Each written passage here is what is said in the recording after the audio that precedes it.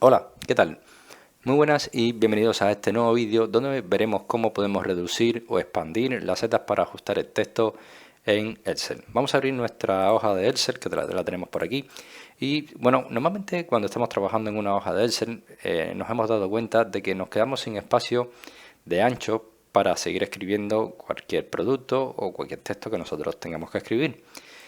Muchas veces lo que hacemos es subir aquí arriba con el cursor y esperar a que el icono de ratón cambie, y cuando esté así nosotros lo que hacemos es bueno, hacer un clic y girar el ratón hacia la derecha o hacia la izquierda para ajustar nuestra columna.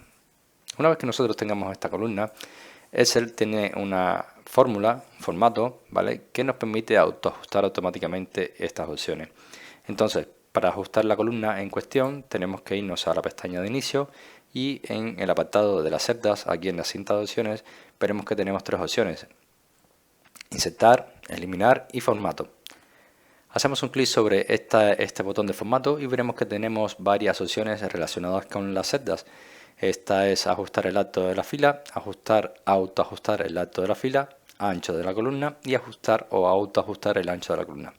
Si nosotros hacemos un clic en esta opción, veremos cómo de manera automática esta opción se autoajusta para que nosotros tengamos todo el ancho que corresponde en esta columna y en cada una de las filas que tenemos dentro de esta columna. Pero también tenemos una opción que es mucho más sencilla, y es que podemos subir el ratón hasta el límite donde termina nuestra columna, y una vez que cambie el cursor, sin moverlo, hacemos doble clic y veremos cómo de manera automática se han autoajustado las celdas donde teníamos este texto. En caso de que nosotros necesitamos más tamaño, en vez de hacerlo directamente de este lado para ajustar el ancho, lo que haremos es en este lado para autoajustar la altura como tal de la fila, ¿vale?